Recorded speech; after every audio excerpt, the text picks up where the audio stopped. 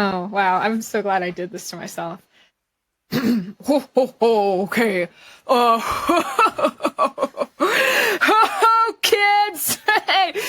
Santa's here! What thought you want some presents? Where'd the little guy go? He's got the bag. Shit, did I leave them at home again? Okay, kids, here's what we're gonna do. You're gonna grab some paper and I'm gonna write an IOU!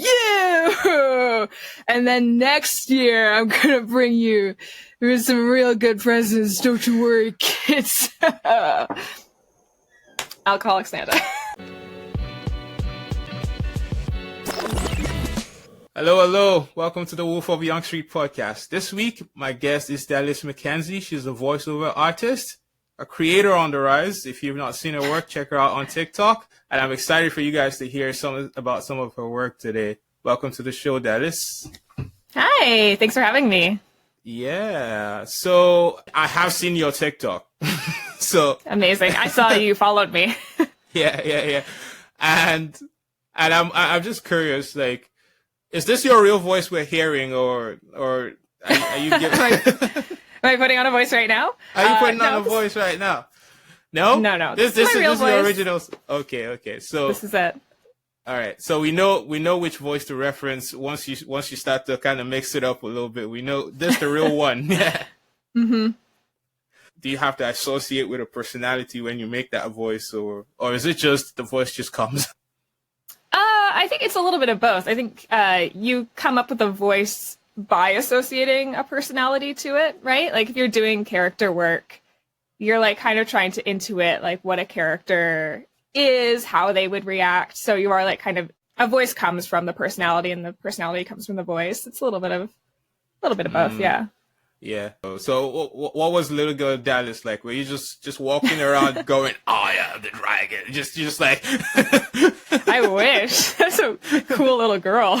No, honestly, like I grew up, like I've always been a big, big into theater, big into performing. But I was a very quiet child. I did go to like a musical theater school for high school.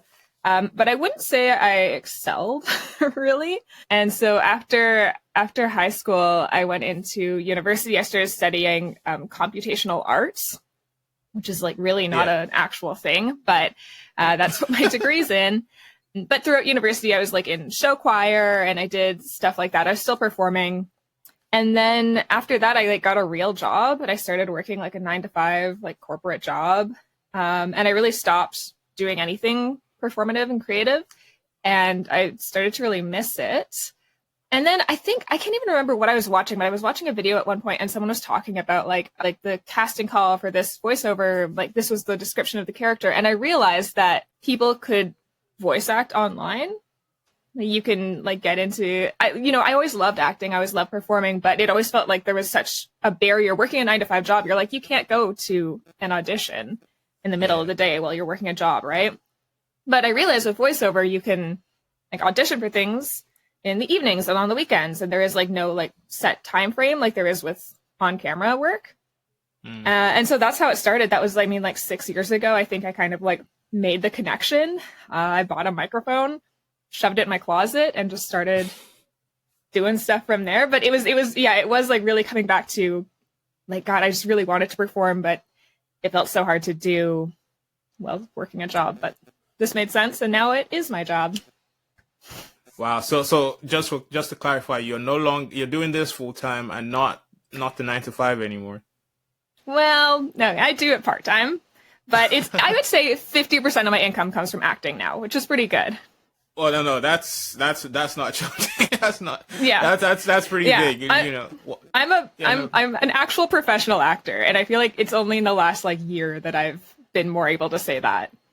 Wow. But I do. I'm also a freelance business consultant, which was what I did as my 9-to-5. But I don't do it I don't do that full time anymore. I don't do anything full time. I just work like 8 different jobs, and I'm just constantly all over the place. Wow. So, in terms of like the journey towards like becoming an actor, So I want you to kind of hone in on what that's like, and so sort of like, as you kind of described, half the job for becoming an actor is like going to auditions and that kind of stuff. And I wonder what your experience was. And I'm also curious in terms of like when you started auditioning, what's that like, auditioning for a role? Yeah, I mean, you totally nailed it there. Auditioning like is the job. As an actor, you spend 75% of your time auditioning, and maybe if you're lucky, 25% of the time actually doing a job, actually working. That's the dream. You spend most of your time auditioning. Yeah. I mean, auditioning is super different. It depends on like what you're auditioning for and who you're auditioning for. When I get auditions through my agent, they're all generally like formatted in a very similar way. They're generally almost always commercial work that I get from my agent. Yeah. But if you don't have an agent, prior to that, you can find a lot of casting calls on like Twitter and Reddit. Honestly, there's a lot of like indie productions, like indie video games and indie animations, podcasts, audio dramas, audio books. A lot of that stuff you can find like various places online, and they will look different and feel different. The best auditions will come with like beautiful, rich descriptions. They'll be like, this is this character. Here's a photo of them. They're this age and this is their personality trait. And here's a backstory. Those are the best kinds of auditions and casting calls you can see. Yeah. And then at worst, you're like, female 20 to 50 upbeat. And you're like, yeah, cool. That does not totally give me a lot to work with, but okay, we can figure something out here. So yeah, it totally depends on who you're working with and what's going on. Yeah, I'll let you in on something. This is not something a lot of people know about me, but for a little while I was a stage actor, and I also did go to one audition in my life, for a TV show. And my experience was essentially I walked into this room where this guy was just sitting there like all aloof and stuff like that, and he goes, go. And he didn't give me anything to work with. It was just like, go. So you had to like make up a personality on the spot. And just like, so I did this little thing, and he just gave me like maybe 30 seconds. I was like, okay, I've seen enough. And that was it. And then it was funny because I got a call back to come and read for a role. The day I did the audition, I didn't get any feedback, right? I was just, okay, we've seen enough. And then it was like, in the evening of that day, I got a call saying, can you be somewhere at 6 a.m. in the morning? I was like, yeah, no, I can't make that. That's a little bit far away. So I wonder. That is also the life of an actor. Wow. I thought that I just had the short end of the stick there, but that is wild, No, that's totally how it works. I was talking I don't do a ton of on-camera work, but I have done it a few times in the past. I remember I was at a shoot one time, and they like needed us to move to another location, and they just like, some guy pulled up in a car and was like, all right, get in here, we're driving to the next location. And we were all in the back, and we're like, who knows? Like, we could be getting kidnapped right now. Like, this is just an actor's life. People are like, you want to be in a commercial? Get in my car. And you're like, okay. That's crazy. I think like one of the like crazy things, like you were saying, just getting no feedback, it's like even worse, I feel like, in voiceover, because you send in auditions and you just like, you simply never hear from a person again. It's like you never talk to them face to face. You're like, maybe they didn't even look at it. You have no idea. They might have not have even listened. But even when you're doing like a recording session, like you'll be on like a call with somebody like this, and you'll like do a take, and then they'll mute themselves and talk to everyone else in the room, and you just sit there in silence, and you're like, okay, I hope they liked it. I have no idea. And you're just like, okay. So there's a lot of like just sitting there and like hoping that it's going well and not really knowing, because you're on the other side of a call or the other side of the glass. Even when you're in studio, you're generally like in your own separate, like sound isolated room. And you can only hear them if they're like holding the button so that you can talk to them. So you can see them having their little conversations. You're like, I hope they're saying nice things, because I'm just here. So what? Obviously, there's a different version where you can, at least for a lot of like voice roles, sometimes you get like 2 or 3 people in a studio, so that way you get that dialogue going, as against the way you describe it, where you read your part and then they cobble it into whatever they want to cobble it into. Yeah, I mean, the vast majority of voiceover I've done, and I think that most people do, is like separate recording. I think even, I know I've been like very into Has Been Hotel lately. I know that they all recorded separately. So even like big productions, or I mean, big-ish productions, are still like, don't always get all the actors in a room together to record. Yeah. That's what kind of a voice director is there to like make sure that everyone's matching the tone and making sure that this whole scene is going to work together because they're not recording side by side. Maybe we should get into that in terms of when, say, we're trying to create an animated movie, and we want to, and you've kind of started to talk about it there, where there's a voice director, and I want you kind of to create that scene for me. There's a voice director, there's someone, they're going, okay, this is the tone we want for this particular scene, and that kind of stuff. It's like definitely a monologue it's very different. It's a different headspace when you know that someone. So for context, when I did stage plays, I had something happen on stage one time where the person I was acting with forgot his line, and I had to kind of pick it up in the moment and just improvise my own line in order to cover for him, because in stage plays there's no second take, right? You said it, and there it is. Yeah. But what was nice was the improvisation ended up making it even funnier because it was a comedy sketch we were doing. But if you're doing just that one person thing, you just get a retake. And for me, it's just like, how do you kind of make the product come out so nice when you miss out on that, spontaneity? I mean, I think, especially in like voiceover, like you're saying, like you do get second takes.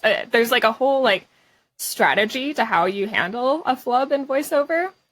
Yeah. If you like flub halfway through a line, you just stop, take a second, and then start from the beginning. And the beautiful thing about voiceover is that it's really easy to cut and like rearrange things afterwards, way easier than like video, because you can't really like cut and shift things around. Nothing will ever match up again. But audio is really easy to, kind of shift things around, shorten a pause, you can do all that stuff. So yeah, in voiceover, if you're going and you like feel a frog in your throat, step away from the mic, like come back and continue on. Or yeah, again, like you like flub a line, you just stop, start over, and the audio engineers will be able to cut it later so that it all flows nicely. Just stay in the headspace. Yeah. So I think we should get into the fun part. We've delved into the slimy bits, but I'm actually curious about like how you like your character development. So I think you mentioned earlier that you might be able to kind of show me the process in terms of, maybe we have a picture and then we decide what the voice of that character should sound like. And then we can go from there if you'd like to take the reins on that. Oh, do you want to? I didn't actually prep any character images, but I could pull something up. Yeah. I think so the whole thing with like creating a character voice, there's a million different ways to create a character voice. And a lot of, you just talked with Denny not too long ago, and I know he said some of the things I was going to say. He stole my bits. He's also a good voice actor. Yeah. I mean, there's a lot of different things you can do with a voice. Simply like, there's obvious stuff like pitching up and down. You can take your voice higher, take your voice lower. That changes the character. Things like even like speeding up your speech or slowing down your speech, adding more like gravel, adding more nose. There's just a lot of different ways that you can like reposition your voice in your throat. I personally don't do accents really, just because it's not something I'm trained in. And I feel like if you're going to do an accent, you should do it authentically. And I don't feel like I can. So I don't really do a lot of accents, but that's obviously an option that people can bring into it. Oh my God. Like, what about this guy? Okay, like, if we just like pull up images, this might actually be a character from something. I don't know. I just typed in blob character. We could do that character. That's a bit more of an abstract character. Like, you imagine in your head what a blob is going to sound like. Yeah. But maybe later as well, we could do like a human character, and we can figure out what that should sound like as well. But let's get started with this one. Okay, I mean, so like a little blobby guy, I would go like into like something like kind of nasally cartoony. You know, I'd take a like maybe into like a or maybe you could have it like add some like little gravel to him. I don't know. I don't know what this guy sounds like. Or maybe he's a little bit lower. Or he's maybe because he's so drippy, he like has a lot of like slowness to him. It's hard for him to move his mouth. You know? So you like kind of like look at him and I'll be like, oh, like yeah, like maybe because he's made of slime, he like can't really form words super well. So I wouldn't like use my mouth a whole lot with him. You know? I don't know. Yeah. Something like that. But yeah, you like look at the character, you feel the vibe of him, and that's how I would do it. Like if I got an audition that had like that character image in it, I would just sit in the booth and I just like, I don't know, should I put some gravel in it? Or maybe he's really high pitched, or like, you know, I just like try some things and just kind of like feel it out and see what I think ends up fitting him the best or fitting them the best. I don't know his gender, I shouldn't assume. and I imagine the story also kind of determines the voice that you give that character, though. Again, if you get one, you don't always get a backstory, you know? Sometimes in auditions, you don't always get a picture. I find the pictures really help, but sometimes they're just like, fork, and you're like, okay. Yeah, you already want me to play a fork. Yeah, again, you're like, fork 20 to 50 female, and you're like, sure, right. Who knows? What does a fork sound like? Let's give it a shot. Yeah, no, it sounds like there's a lot of like, you know, you as a person have to be open to things and open to experiences and open to just stuff on the go and just. I would say that's the number one thing, at least about voice acting. I think probably on camera acting as well, but again, I have less experience with it. But it's so much about just having like just an unfounded confidence, just completely like believing that something good is going to come out of your mouth. Because you often like, I was talking to, I was at a recording session a couple days ago, and I was talking to the client or the agency representative for the client there. And she was like, oh, like, you're great. I couldn't like imagine, like, sometimes the voice director will give you a note, and I just like, I can't imagine how I would like do that. And I'm like, listen, I don't know what I'm doing either. Like, I got a voice note one time that was, I want you to add 23% more sass to this. And you're like, what? 23% exactly. 23% more sass. And, not 24, you know, just 23. No. 23% more sass was the note. Yeah. And it was like, I don't know in my brain what that sounds like, right? I don't sit there and I'm like, I absolutely understand 23%, no problem. But what I can do is like, just believe that I'm going to start talking and I will add some more sass to this and it's going to work.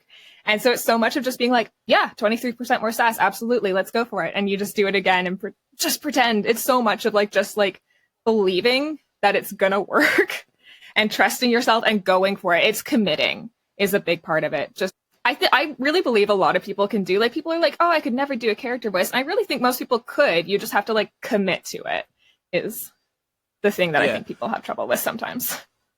Well, what's interesting is, and I want to link that to acting, because that's not a far leap from doing what you do to, well, I guess you're the expert here. So you tell me how much of a leap it is from going from what you do to screen acting, where you actually have to become the character, not just in your voice, but also physically. How much of a leap is that? I would say it is a leap, but I don't think it's as big of a leap as you might think it is. Because like voice acting is acting. Even doing commercial work, you are often like, there's a whole thing with when you're doing commercials is you get a different tone depending on who you think you're talking to or who you think you are. So sometimes you'll get like a script and you'll imagine, okay, I'm the CEO of this company and I'm speaking at a board meeting and that's how I'm going to read this commercial script. Versus like, I'm me and I'm talking to my best friend Christy and that's how I'm going to read the same script. And it's completely different tones and completely different like vibe that you get out of the same script. But you are constantly trying to put yourself into the mindset of somebody when you're reading. And I find voice, like, I can get quite physical doing voice work as well, because it's like you need to get like you need to get the entire person's characteristics and personality, but out with only your voice, and it's so hard to do if you just like stand very still. So I get very like physical, and I'm like into it. I think that's probably like the leap I would have going into like more on camera work, is to tone myself down really. But I think it's the same general vibe of getting into a character, and believing, and you know, holding that character in your whole body as you speak. That's the only way it's ever going to come through authentically in your voice, is if you like believe it in your body, you know? Yeah, and that's where I struggle with that idea of, okay, you know who you are. Mm-hmm. Yeah, like, you know how you sound, you know what you look like, especially when you go on screen. You know what you look like, you know what you sound like, and somehow you're able to, I shouldn't say dissociate because it sounds like a mental illness, but welcome to acting. None of us are doing well mentally over here. I can't believe you just said that. That's hilarious. But it takes some. Yeah, carry on.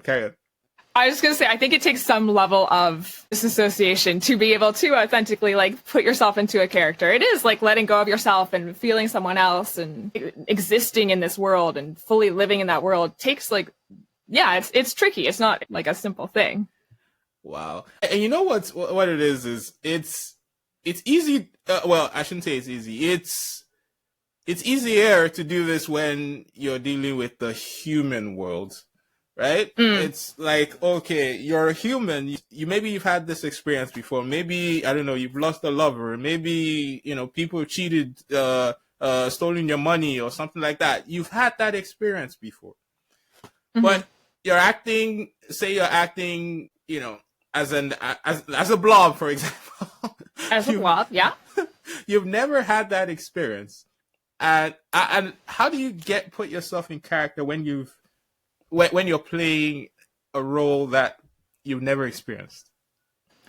Yeah, I mean, you're right. I've never lived as a blob, but I think the thing with storytelling is that they all kind of come from similar places. You know, you can find something in this blob that you do relate to. You know, if he's like someone who, I don't know, is feeling like kind of left out and like weird and like alone, like, you know, you can pull from like your personal experiences of times that you felt like you weren't part of the crowd and like pull that into that character. You know, it's always pulling from your own personal experiences and placing them into this character. It's a different situation or a different like setting, but it's the same feeling. So you pull from real life feelings and put them into a new situation. Wow. I wonder, actually, I mean, maybe we should get into this, how emotionally that feels, knowing that you're pulling from a real place. And this is serious now, because like people do get to a place where they mentally just like break down themselves. Never mind the physical. Especially, I don't know, I'm trying to remember a role where a character really did, like Joaquin Phoenix, I think, is very good at this, acting on screen, where he can just, you know, tell him to lose 90 pounds, he's gonna do it. You know, change his face, his look, and he's played so many different characters as well that sometimes I look at that and I go, well, that must really just like wear you out. And like, is there therapy available, or is it just training, or is this just training? You think they give us therapy? No, there's no. I mean, you can go seek out your own therapy. No one helps you with that. Yeah, I mean, I think it can be difficult. And I think that's often why, like, I think you do hear stories of people who, like, act, like, these really difficult roles and have trouble afterwards, because you do have to, like, really put yourself into those situations to, like, act them authentically. And sometimes you are pulling on, you know, thoughts and feelings that you don't necessarily want to, like, relive. But you know, you can use those to create an authentic performance, but it does make it tricky. And there were a few parts when we did Storm Chasers where my character Jackie went through some stuff that, you know, it's not like that serious, but it sometimes is like hard, like for the rest of the day, you like kind of sit there and you're like, okay, like I'm feeling these feelings again, and that's not super fun.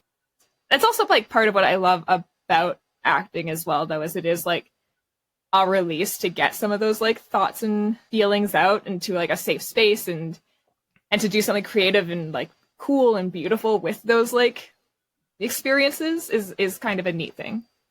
That's really cool. So let's actually get into your some of the roles you've played actually. So maybe tell me about the first one. The first one ever? Yeah, the first one ever. Wow. Okay. I think the very first thing I ever remember getting cast in were just these like short narrations that this guy, I wasn't paid for them. I believe I booked them probably on Casting Call Club or Reddit, I believe. I can't remember where it came from. But it was just this guy who wrote short stories and then would hire voice actors. We were not paid. Would bring in volunteer voice actors to like read his little short narrations. And that's the first one I remember doing. And I just remember sitting on the couch with my now husband and like being like, oh, look, it's my voice. But there was no like visual to them. It was just like kind of like audio book style, but they were short stories. I think that was the first thing I really remember doing. Yeah. And then fast forward to some of your other, so I think what I want is kind of like a map of and the evolution of the characters that you played up until now. And so I want to kind of look at the kind of roles you've played.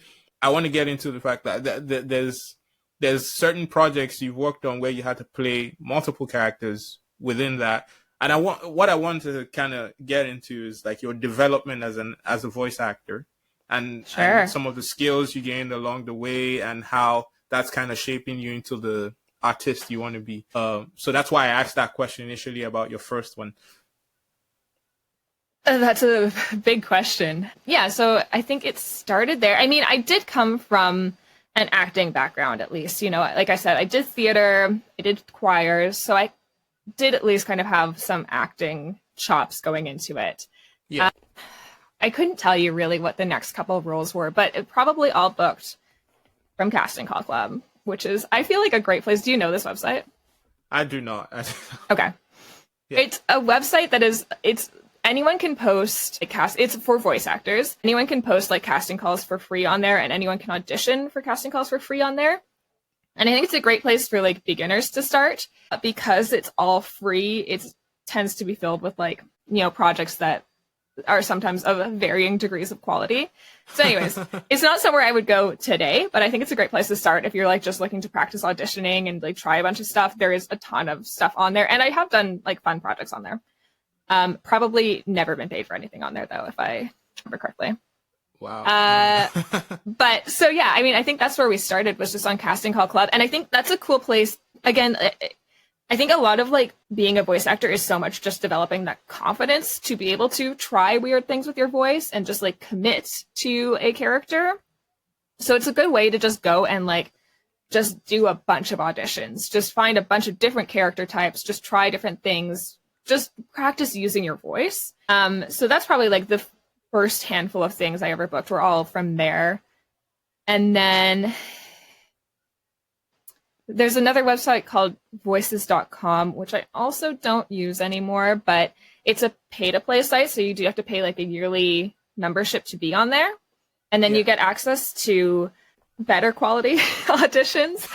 Again, it kind of varies. It's a tough place. They're all paid for roles on there, but they don't tend to pay great, and they don't tend to pay industry standards. So it's kind of why I don't hang out around there anymore. But that is kind of like, I think the next step up is getting to that space. And that's where I started doing like a little bit more commercial work. I booked some like, I don't remember, like little commercials here and there on it. And a couple like decent like animation roles I booked on there. Yeah, I can't remember. It's all over the place. Yeah. During all of this time as well, though, you're doing coaching. And that's, I think, the bigger thing is you're finding workshops and you're finding coaches and you're practicing. That's a lot more of it. Yeah, so let's get into what your coaching was like to become the artist that you are now.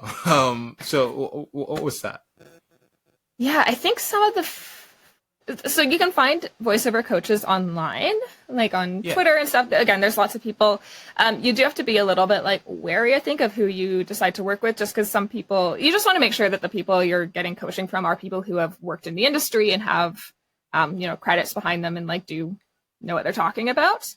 Because some people will offer coaching, I think, before they should really be offering coaching. So it's just like do your, due diligence, check people out. But they're, great. So yeah, I think I did like a little bit of coaching just from random people I found online. And then I eventually decided that I wanted to focus more on people who are in Toronto, because I live in such an entertainment hub that it feels like making the connections with people in the city I live in is a good idea. So I started doing some private coaching with a woman I met, which was great. We worked together for a long time, and we would just do like, I think it was like an hour-long session we would do every week or every other week, and we'd do half animation, half commercial, and we just go back and forth. And then when I went to go record my demos, I booked specific coaching for people who were like, I want to record a demo reel. Let's practice doing some animation work. Let's practice some commercial work, and did my separate demos that way. Yeah, so what I'm curious about is what those sessions were like, your coaching sessions. Okay. When I worked with Nikki, she would send me scripts. I believe every week she would send me like one animation and one commercial script. And she'd just be like, come up with like, essentially like, pretend this is an audition. Come to me with like some ready to audition for these. And so then I get on a call with her. It was all online. I get on a call with her and I would read the scripts as if they were an audition. And then she would kind of coach me and be like, okay, like that was great, but what if you put more enthusiasm into it? What if this character was more sassy? What if this character was more happy? And she would like kind of like get me to stretch my range, and we'd like try different things. And then same with like the commercial work, we would just go through it, and she would just be like, okay, but slower, peppier, but more conversational. We'd just go through and try. You just constantly trying new things, putting your voice in different places. So I'm actually curious to try that out. So how about you give me a script, and then you coach me in the way you were coached. I know this is a lot of pressure. Okay. I'm curious to see, to have that experience. Okay, let's try. Is there a chat in here? Yes, there is. Okay, here's a 15-second. I found that so fast. I'm proud of myself. There's a lot of places online that you can just be like, I just Googled like commercial script samples, and you can just find like lists. A lot of these like voiceover sites, this one's from Voice 123, will just like list, here are some samples you can practice with. Yeah, so this is for a commercial, is it? This is a commercial, yeah. Okay, so I'm just going to read in my plain voice, and then we'll figure out how this is supposed to sound. Feeling run down? Fizz Up is a new fruit juice in all your favorite flavors. No preservatives and sugar-free. All the vitamins and minerals your body needs. It will sharpen your skills and strengthen your bones. Fizz Up. Grab some now. Great. I like the ending. Grab some now. It was actually really fun. I really liked the pacing you did there. Right. I think it's just like I was saying. I think there's like, you need a confidence and you need to commit. Like you're kind of like laughing to yourself through it because you're not feeling confident in it. Yeah, I'm looking at myself going, what am I doing? I know. And honestly, this script is kind of a tough one. It's like the problem with, or not the problem, but the difficulty with commercial scripts often is that you want to sound like super natural and like you're just having a great time. But this is not the way you would ever speak to anyone in real life, right? No preservatives, it's sugar-free is not how you would ever speak to anybody. Wow. But, okay, yeah, let's try it again. So sorry, I should have read you the direction notes. I found them afterwards. No, that's okay. So this is for a new health beverage for young adults. And the direction notes are a younger adult. First of all, upbeat and enthusiastic, not too salesy. It must seem like the voice actor is in a conversation with a good friend and is speaking as if revealing a trade secret. I'm a voice actor. So the presentation can be slightly whispery in places. Normal pace, please. Normal pace. Normal pace. I know. What does that mean?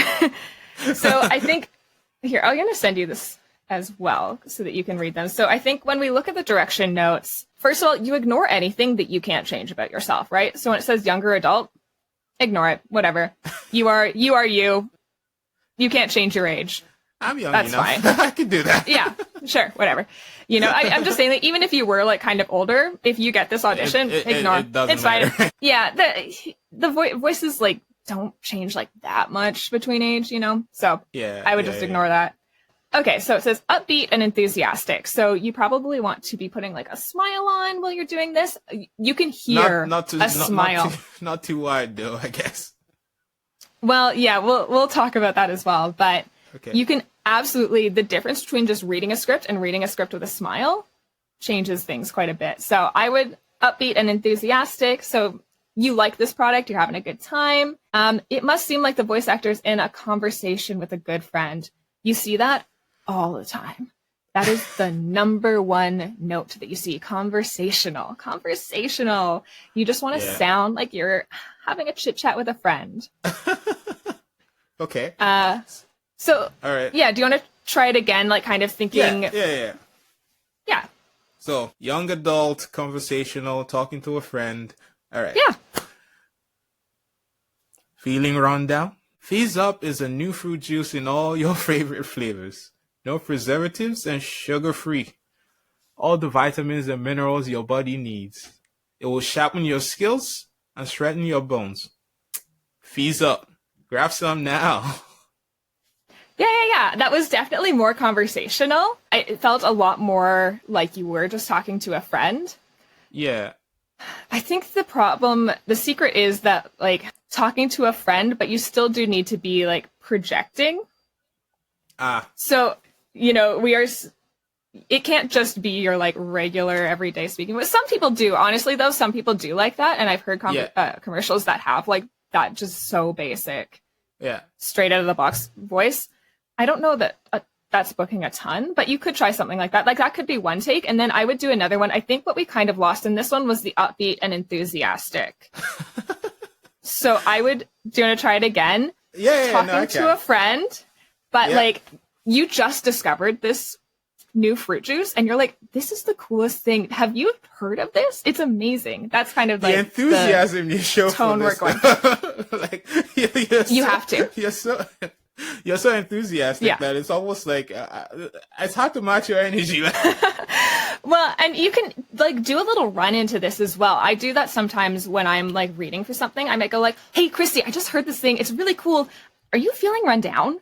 Fizz Up is a new fruit juice. Like I'll like lead into it with my own. Because again, with audio, you can cut it out. So I will sometimes like give myself a little run up to get myself into the place that I want to be. And then when you start talking, your voice is already there, Yeah. Okay. So let's try it again. But this is like the coolest new fruit juice you've ever tried. It's like the coolest and I want you to go, fruit juice I've ever tried.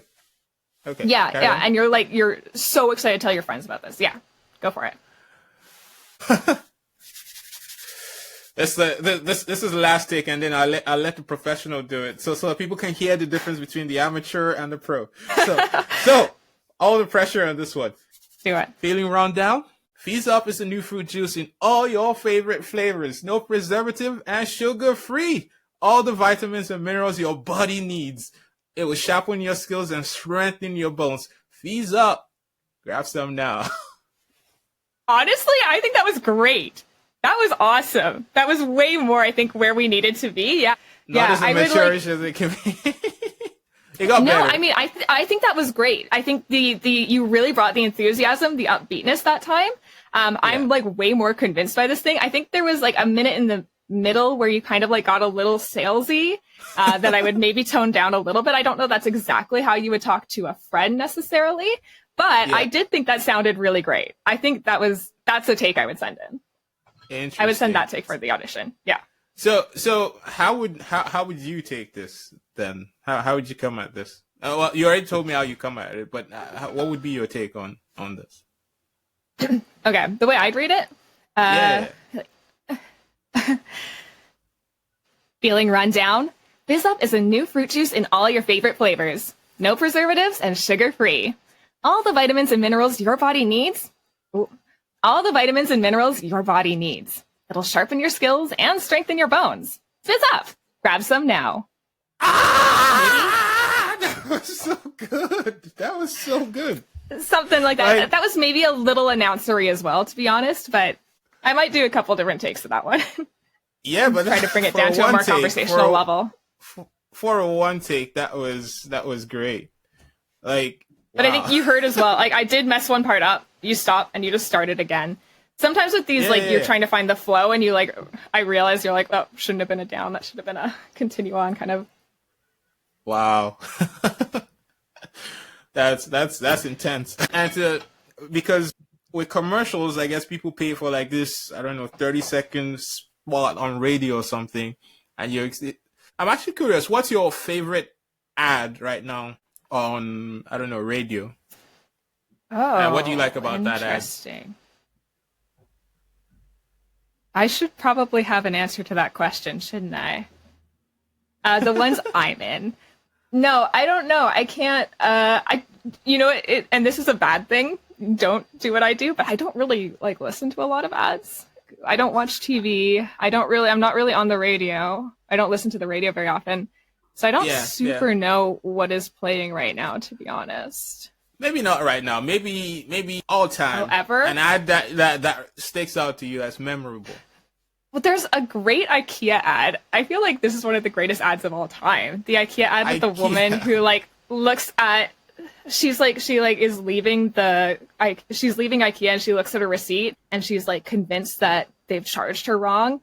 And so she sprints from the IKEA to her car and she's like, honey, start the car. It's a fun one. That's what that sticks out to me as a good commercial. Yeah.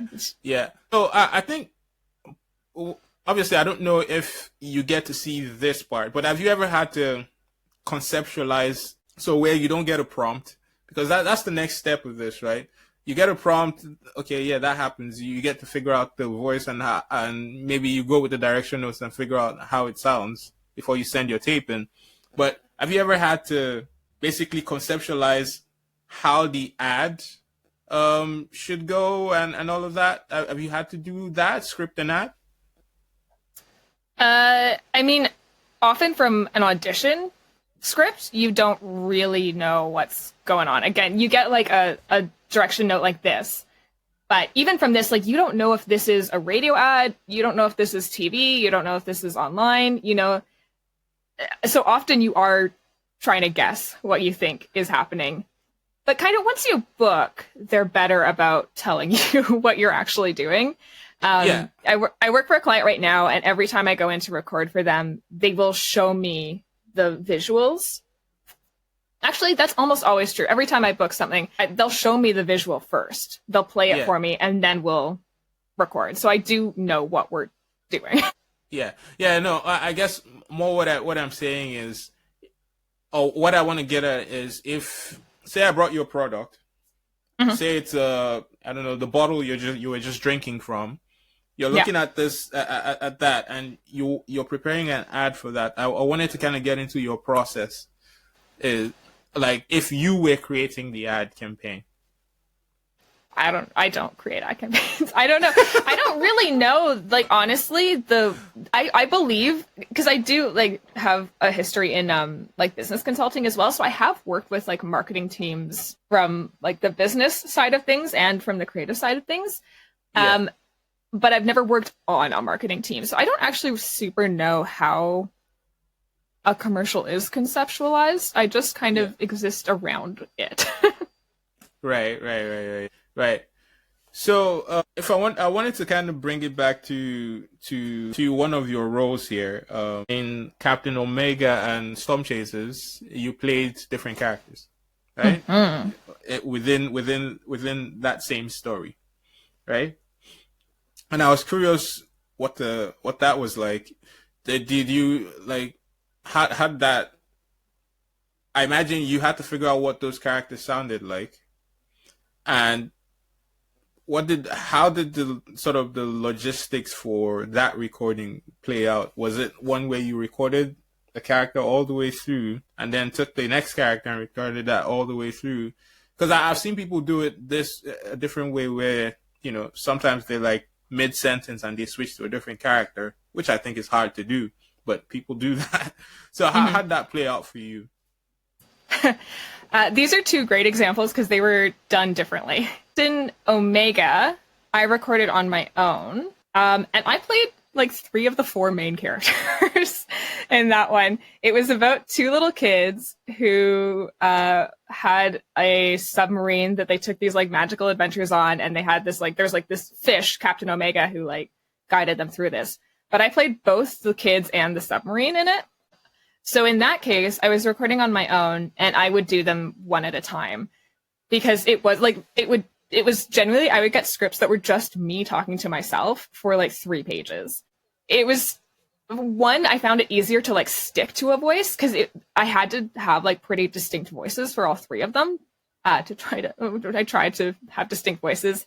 So it was easier to like maintain a voice if I was doing them one at a time. Mm-hmm. Then Storm Chasers, we recorded as a group. So we recorded on Discord, I believe. Like we would all get into a Discord call and then we'd record on our own ends. But we would read through the scripts like top to bottom as a group. And so in that case, there wasn't really a lot of like going back and redoing things. So we would flip characters, like just going through them. Occasionally, there was one guy. So the 2 main characters I played in that one were I played Jackie Brightwood, who is one of the main characters, but then I played like the flashback version of one of the other characters. I played a younger version of one of the other main characters. So they were never in the same scene. I was like different timelines of the 2, right? Yeah. Until like episode, I think 9, where he wrote this like wild scene in where my 2 characters did end up talking to each other. We did this weird time thing, and I was like, you did this intentionally to me. So that I would have to talk to myself. That's evil. Yeah, I think he did it on purpose. But there was another guy in the cast who did play 2 of the main characters, and he would do both characters. He would flip back and forth in a scene. But occasionally, I think if it was a scene that was just his 2 characters, he would do 2 passes. It kind of depends. Like, it's easier if you have like a breath between the characters to like pause and reset yourself and then continue on. But if it's just 2 characters talking back and forth, it is hard to flip. You can do it, but I think when I did the Jackie and Young Dodd scene, I think I just did it all together. Their voices are different enough that it was easy to flip back and forth, but sometimes if the voices are similar, it's really hard to get right back to each of them. Maybe kind of show us in practice right now how that would work. Well, okay, I mean, like, I think Jackie's voice was kind of just my voice. I just kind of, like, lower her down. She's a little bit more sassy. And then, like, Young Dodds was, like a kid, you know? So I would do, like, this thing. So then it was easy to kind of flip back and forth from this to something like this, you know? Like, the voices are so different that it's, like, easy enough to flip back and forth. I'm never gonna get tired of that. It's just like I don't remember if that's what his voice sounded like. I'd have to go back and re-listen to it. Yeah. But it was something like that. So the reason why I got so interested in voice acting is because I've always kind of written stories, and recently I kind of I was thinking of developing kind of a separate channel, separate from my podcast, where I read the stories. And then I discovered how difficult it is to voice act. So are you a storyteller in any way? Or have you written stories or some stuff like that? I play a lot of Dungeons and Dragons. Does that count? I think it does. That counts. That counts. I've written a lot of characters for D&D. Okay, so what tell me about some of those characters that you've written for D&D. We're gonna be here for the next hour when I tell you about all my D&D characters. I'm happy to. Yeah, I mean, I think so. You talked to Denny a little while ago. So I play in his game, his Dicely game. I play a character named Elowen Woodfollow. She's a half elf, half human wizard. And she's 300 years old, but she was cursed at the age of 9, and her body hasn't aged from that moment. So she's an old woman in a child's body, trapped in a child's body, and her whole mission this entire campaign has been to like fix herself and like live the normal life that she's always wanted to live. And we are kind of like now, as the campaign is kind of coming to a close, I think we're starting to now realize that she's never really going to get that life that she really wanted. So we're trying to figure out what can she do with the life she has to help, make sure that other people don't have this. So the creature that cursed her is still out there. So I think destroying that creature, making sure that no one else is ever affected by this is important to her, and protecting her party and making sure that they, have a good life is important to her. But yeah, I mean, the characters like that are so fun to play. I love, like, D&D is like the best kind of voice acting because it's a character that like you understand so well. It's like the perfect like acting challenge because it's just like you get them. Like Elwyn, I could tell you every single fear and every hope and every dream she has ever had. I love her. And that's, I think, what's so fun about D&D. One of the other characters I'm playing right now, her name is Calliope, and she is like a young, kind of naive character, and she fights with swords, and she thinks she's invincible, and she's really fun to play as well because she just like runs head first into everything, and also has a bit of a like tragic past, but she's got like an anger problems, and she's, they're just, it's so fun to sit in a character, and I love writing backstories for characters and playing a character for a long time and seeing all that backstory come to life. What about this story that you guys created was so, like, he told me this campaign has been on for 2 years, right? Mm-hmm. And for me, I was like, what about the story is so engaging and so interesting that keeps you, in there for 2 years? I mean, that's generally huge props to Denny. He wrote this incredible world. Like, I think we prepped for that campaign. I think he prepped for that campaign for years leading up to it, but us as a group prepped for that campaign for at least 8 months, I think, before we started playing. And it was so much of him being like, okay, what character are you playing? What kind of story do you want to tell? What matters to your character? And he built a world that would be engaging for the characters that we designed. So there's so much stuff where it's like the characters' backstories like connect in ways that we wouldn't have expected them to. And it's just like every obstacle we run into is like personally connected to the characters. We're constantly like running into like gods that we have slighted. And, it's like everything. I don't, Denny just designed this like incredible world of like pantheons of gods and lore, and it's just fascinating to like discover in this world. He's like just made so many cool choices that I think that's a big part of the reason why all of us are like so engaged in it, is we're just constantly like, I want to know what's going on. Again, we've been playing for 2 years. I think we're getting there. I'm starting to understand what the whole story is, but I still don't really know how this all connects. And we're just like, we're here like reading the book and like existing in the book. It's the coolest kind of game to play. It's just like a book that was written personally for you, and you get to like make the choices in it, and it's great. It's perfect. And what's your perception of the villain at this moment? It's a whole thing, because part of it is even like, who is the villain is kind of still a question mark. Yeah, ask the him guy that we think. You asked him that question. I should finish watching it, I guess. I watched about half of the interview you did with him. Yeah. Yeah, because the character who is like the villain right now is a guy that we know is dead. So we're like, is that him like reincarnated some way, or is that someone else who has taken over his body? There is a lot of body switching in this campaign.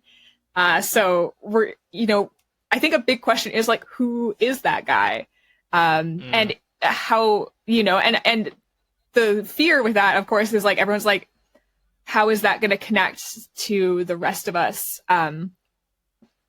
Yeah. And like my character was a warlock turned wizard. So a warlock is someone who like got their powers from like a higher source. So she had made a deal with a sphinx, and the sphinx was giving her power in exchange for Elwyn finding information for the sphinx. And then sphinx revealed themselves to be kind of a bad person. And so Elwyn cut off ties with them and studied on her own to become a wizard. But we have not heard from that sphinx again since then. And I am convinced that that Sphinx is working with the bad team. And so we're still like, but I don't know how, so it's still a lot of like putting pieces together and being like, this is all going to come together in some way. And it's extremely relevant to like my character in particular. And it's like things that people have slighted me. And again, I get very into the acting of it. So I personally, Dallas, feels offended by that Sphinx. So when I see that thing again, So, it's so fun. Tell me about the other people at your table. Because now I've met two of you guys. I've met the mastermind himself, the evil lord. That's what, because I was teasing him about being, he's probably the super villain because he's the one creating all these challenges. That's what I said to him. And then he innocently just said, I'm just trying to make it fun for everybody. I was like, yeah. And now I've met you. I know. And I've met you, and it's interesting how your voice acting kind of links into the way you play this game. It's like totally. It's almost like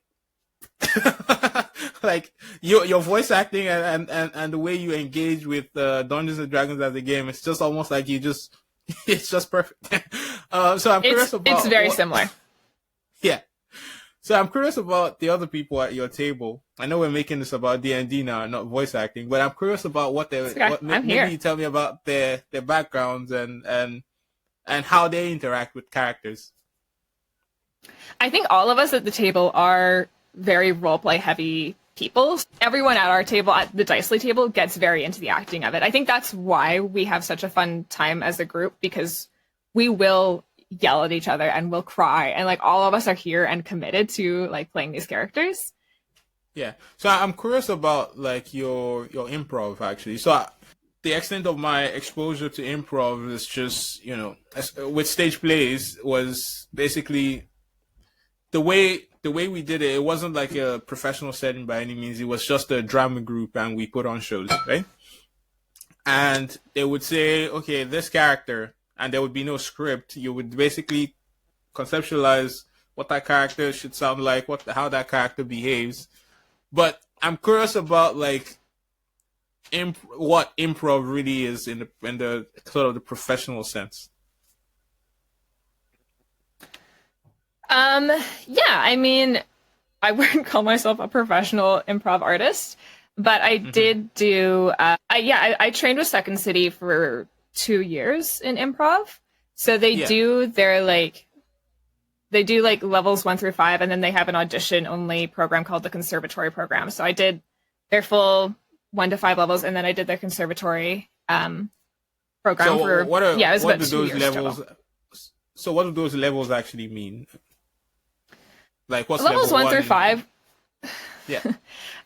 It's just the way that they like categorize like the different, I guess, like steps. I don't know. Yeah. Degrees of improv, but like level. Yeah. Yeah, level 1 is all about. It's like people. You get a really like interesting mix of people in level 1 because it's just people who like want to like are like, what is improv?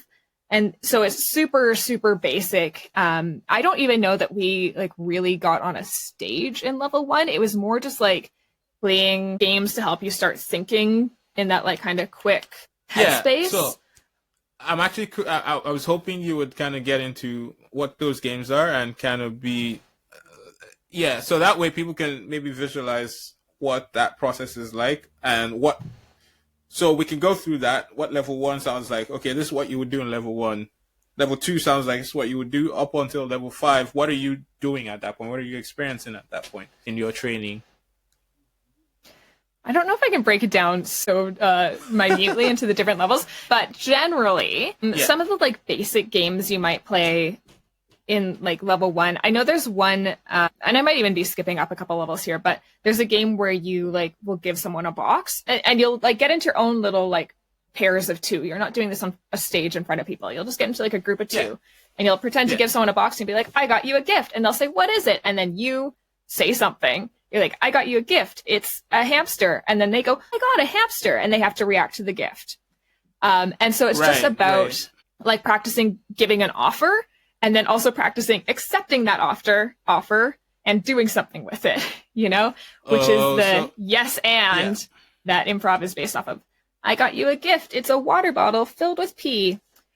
Oh, water bottle filled with pee. I'm going to go dump this on my flowers. I don't know, whatever.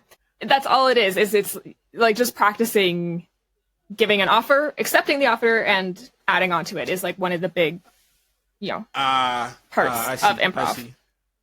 Yeah, so that was really what I was trying to learn there. So essentially with improv, you would say someone comes up and someone provides you whatever the prompt for the first sentence is.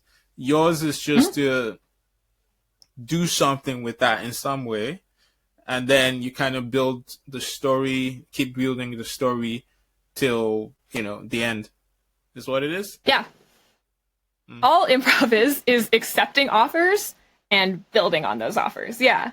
So all you're ever, I mean, not all, but that's the basic premise of it is like, yeah, someone will come in and, you've heard yes and. That's the whole idea is if someone says something, you accept what they say as truth and you add on to it and you can push the story forward. And then there's also the idea of like heightening. So whatever they said last time, the thing you say has to be bigger than what they said. You can't go down in energy. You have to keep making things bigger and bigger and bigger. And eventually a tilt has to be introduced, which switches things. And then you come to a conclusion. Yeah.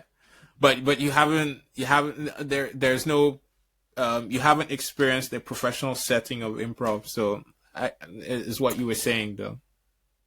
Well, I have been paid to do improv, to be fair. Maybe I am a professional improv artist. Is that the definition? Because I have been paid once or twice to do improv, so maybe there's something there. You're very humble, that's for sure. You're just like, I'm not even in improv. I wouldn't. Again, it's something I do, and I think it was really good. I really appreciated doing improv. I don't know if it's honestly my favorite performing art.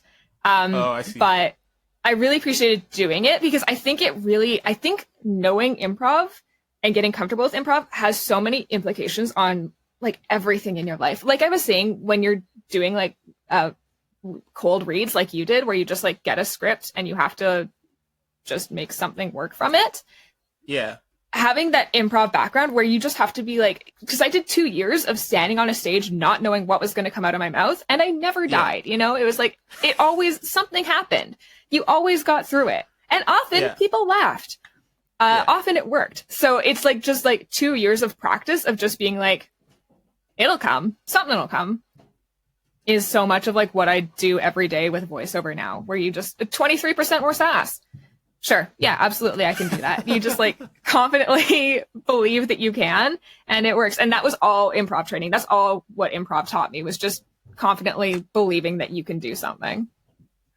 What's the most surprising thing? And this, as we come to the end of this, what's the most surprising thing that you've ever experienced in your voice acting, or in your, or maybe the most challenging thing that you've ever experienced in your voice acting and in your improv, maybe? I can think of like, I agreed to do an audiobook one time on a schedule that I shouldn't have agreed to. And audiobooks are like tough for me. I have trouble with like long form narration like that sometimes. And to be fair, it's been quite a few years since I did it. But I had a very bad audiobook experience where it was like, I worked really hard on it and it took a long time, and the clients did not like it at the end. And it was like a whole thing, a whole back and forth. And they were probably right. It was one of those things where I felt like, I think I agreed to a timeline that I couldn't really actually do. And so a lot of it was rushed, and I recorded some of it while I was sick. And it was like, it just didn't end up working out very well, in the end. So stuff like that, I mean, is really challenging. Yeah. And I mean, I feel like everything with improv is challenging. This is maybe why I don't like it as much. Improv's really hard. You have to come in with like, just like the most like just clear mindset, I feel like. The most open mind. And I'm an anxious person, and it's a lot of like being able to like step out of like, just be don't feel it. Just don't feel the anxiety, and it works, but it's so hard. how can you be an anxious person and have to be so spontaneous all the time? I don't get it. It's really hard. It's really hard. It is so much of just being able to be like, not today, brain. Get out of here. I couldn't tell you. It's one of those things, again, I feel like people, like I said, I think people will often be like, I don't know how you do it. And I'm like, I feel like if I was just sitting here right now, I wouldn't know how to do it either. It's just that someone shoves you on a stage and you have to do it, you know? Wow. You have no other option. That's what I think, why I think people should like take an improv class. Yeah. Because they'll make you get on a stage and you will have to do it. And you'll realize that like you can do it. But it doesn't mean that I don't sit here every time and am nervous about it. when, and I'm sure this happens for you all the time, but when has it been that, what's the most nervous you've ever felt? And then, so I've had this happen where, when I did my little stint on stage, I'm going to keep saying that because I'm so proud of it. Yeah, you should be. Yeah. But when I did my stint on stage, I was always very nervous because I'm kind of similar to you in like I was a very shy person. I didn't speak a lot I wasn't the most social person. And then I would get on stage and I had a person say to me once, you feel like a different person when you're on stage. I'm like, that's the point, actually. So I'm curious about like, what's the most rewarding experience you've had like on stage or in your voice acting? I can think of a couple different improv examples where this came together. So in the conservatory program that Second City does, the whole point of the conservatory program is that it's improv to sketch. So the final show you put together is a sketch show. But all of those sketches were improv scenes that have been improvised over and over and over again until you get to a point where you have a script. Does that kind of make sense? Yeah. So that's the whole premise. So for like a full year of doing the conservatory, we would come in every week with just pitches. So you'd come in with like a nugget of an idea and be like, okay, it's like Santa. But if Santa was an alcoholic, I don't know. I wasn't very good at this. And so then you would be like, I want to run my Santa sketch. And I'm going to cast like you, and you get on stage with me. You're going to play an elf. You're going to play a little kid and I'm going to play Santa. Let's go. And you just like improvise your way through a scene with a general like nugget of an idea of where you think it's going to go. Right. So I had an idea for a Dungeons and Dragons theme sketch. Crazy. Actually, all my ideas were Dungeons and Dragons themed, but I had one idea for this Dungeons and Dragons themed sketch where it was I believe originally it was a dungeon master was playing D&D, but they kept putting way too much of themselves into the D&D game. So the idea was supposed to be like, you walk into like a spider's den and the spider's got these long nails on that how do you afford those if we couldn't afford to go out for dinner last night? Spider, I don't know. It was like a dungeon master is like obviously putting way too much of like their own personal problems into like the campaign. Yeah. And it never worked. The problem is that we tried it on stage and it was bad. But I think our director like kind of saw something in it, I guess, because he kept getting us to redo it and it was never good. And eventually it flipped so that instead of the dungeon master being the one putting too much information into their character or into the game, it became one of the players was putting too much of themselves. So we ended up reworking the entire thing so that I played a person who brought a new character to the table, and that character was clearly their ex-boyfriend. And so everything that she had to say about him, she was like, oh yeah, this is, it's not David, it's David. And he smells really bad and he has a -3 to his intelligence modifier. So it started to work. That's where it started to work. But it was like genuinely so painful for like a month and a half of working on this thing where we just kept trying to run it and it was bad and it was like staggery and it just never made any sense. And it was like that switch of moving it from the dungeon master to the player that made the whole thing finally like work, but it was like a painful slog to get there. And it's really hard when you have like an idea that you're trying to work and you just feel like it's not working. But it's one of those things where it's like, if you just keep doing it and you try different things, eventually it'll come together. Wow. And I ended up really liking that scene. It ended up coming together. Wow. So the last question I think I'll ask you is, you mentioned alcoholic Santa over there. Why you smoke? Sure. That's going to be the last Santa scene. And I don't remember what the point was now. Yeah. No. As we sign out, I would like for you to tell us what alcoholic Santa would sound like, and you take us out with that. Oh wow! I'm so glad I did this to myself. Ho, ho, ho, okay. Kids, hey, Santa's here. What thought you want some presents? Where'd the little guy go? He's got the bag. Shit, did I leave him at home again? Okay, kids, here's what we're gonna do.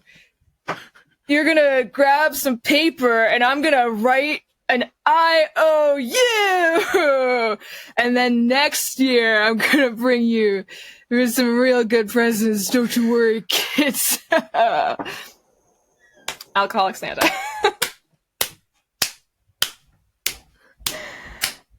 Do you ever get your friends ever like, are you like this in your normal like day? Do you just break into voices with your friends, or is it just no? I don't think so. I think I do it to my husband more than other people. But I often I feel like I mimic. I just accidentally mimic things a lot. We have we send each other Instagram reels of birds. So there's a lot of weird bird calls that we do to each other. But that's what I do.